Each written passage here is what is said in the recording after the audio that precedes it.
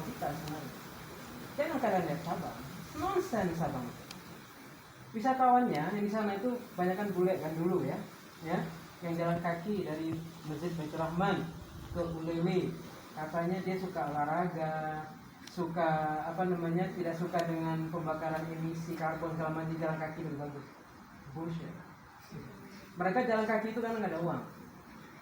Logikanya di mana dia mau jalan kaki di sebuah jalan besar ya yang nggak ada pavement, tidak ada sidewalk, nggak ada jalan trotoar.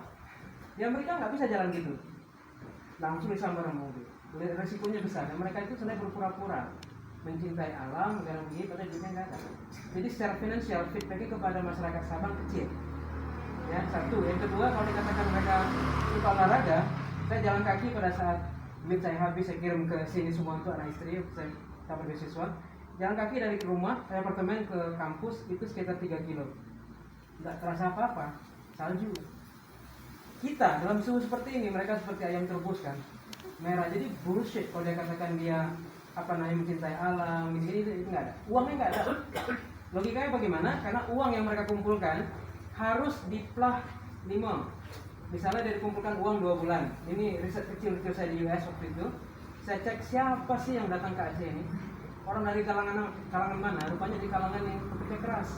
Fruit picker, pemetik buah, tukang antar pos, Amazon, eBay, atau misalnya tukang sampah. Itu gajinya itu 60 juta sebulan. Oke? 2 bulan dan 120 juta dan ini jadi jutawan dia dengan uang yang banyak, tapi mentalnya nggak ngikut karena mentalnya orang keras.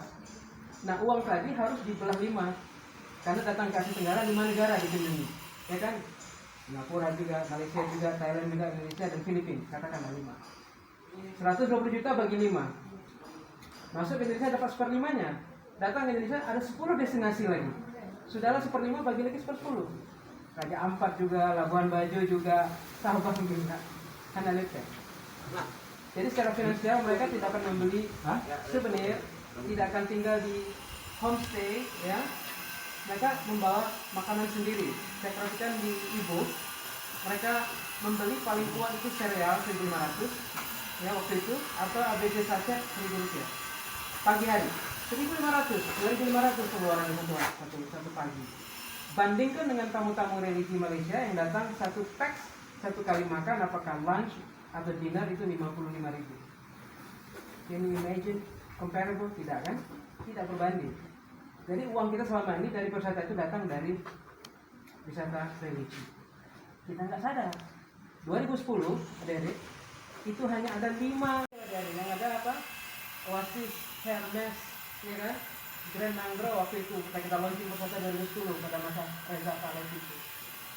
Sekarang homestay di mana-mana. Ada kampung kita beri nama kampung homestay, Desa Nusa atau Lubuk Syukur. Mengapa? Karena wisata Malaysia yang ingin ke situ. Religi lagi sifatnya, yang sifatnya lebih kepada komunal, lebih kepada komunitas. Itulah mereka yang memberi uang kepada kita.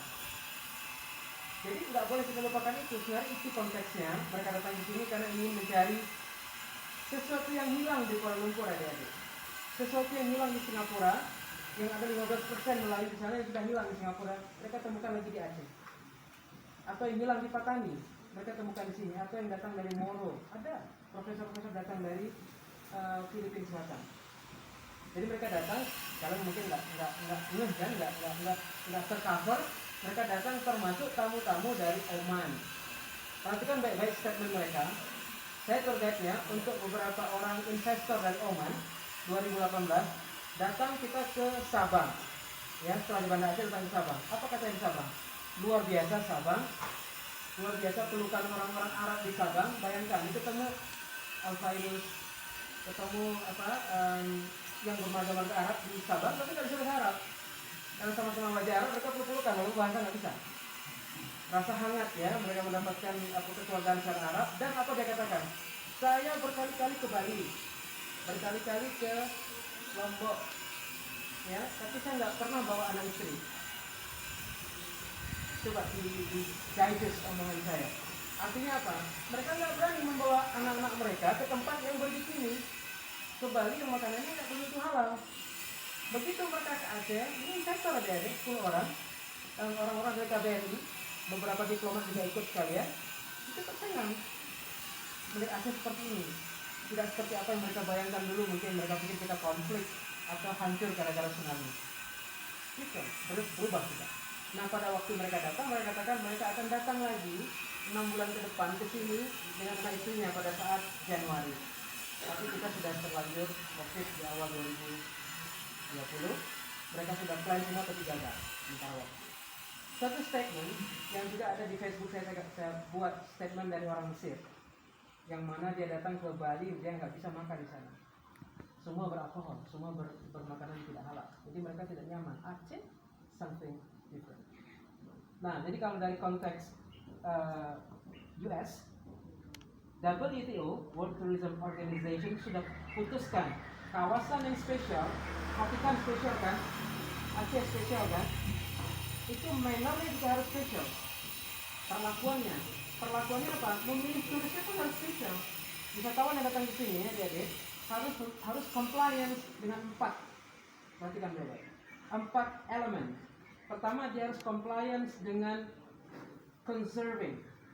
Apa itu conserving? Alam ya. Dia harus support green, sustainable, responsible tourism. Mengapa? Karena kita punya hutan, apa itu?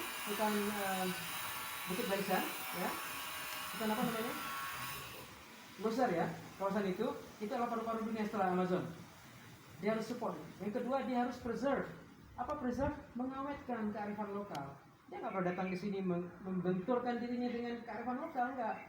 Dulu kita undang bule, kere betul, datang dari mana-mana. Pada saat kita ada event di Lubuk Syukur, mereka datang dengan baju nggak pakai bra, pakai celana pendek, pakai botol, boleh masuk gitu dalam kampung. Itu namanya membenturkan kearifan lokal mereka dengan kita. Kita kalah di situ. Mengapa? Karena kita losing 2 things. Remember, ingat 2 hal. Kalian masih muda, saya ingin kalian bangun. Ya, pertama kita ini minder. Kita ini dalam inferiority complex. Kita itu melihat, kita melihat Anthony Reid, wow, apa omongannya betul semua. Kita baca Dennis Lombard bukunya, memuji-muji sekarang muda, wow, padahal di tengahnya dia caci maki semua. Saya katakan sekarang muda itu orang yang sekali-sekali kumat penyakitnya harus direndam dalam darah. Percaya kalian?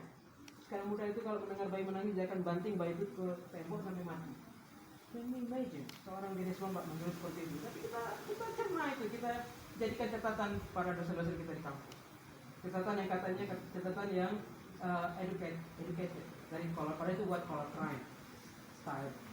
Nah, pada saat kita minder, kita terjebak dalam inferiority complex. Yang kedua, kita losing identity. Kita stranded in the middle. Kita terjebak di tengah-tengah, nggak punya sejarah. Sejarah kita dibelok-belokin kiri ke kanan. Kita nggak tahu, ya kan? 2010 di launching tuh di Zoom. Masyarakat nggak dilibatkan, adik-adik. Nggak peduli masyarakat waktu 2010. Gak kan? Tapi masyarakat nggak terlibat. Datang orang itu dicegat di tengah jalan. Mengapa? Karena masyarakat nggak merasakan kue pariwisatanya. Porsinya kalaupun ada kecil, harus dibalik. Sekarang terbalik, ya kan? Lihat lampu, adik-adik. Bagaimana lampu? Siapa lampu? Orang lokal yang berjualan. Mereka yang paham betul kearifan lokal. Nggak boleh ada kegiatan malam. Karena kita mabuk di situ dulu. Kita mabuk di situ, guling-guling pada saat SMA.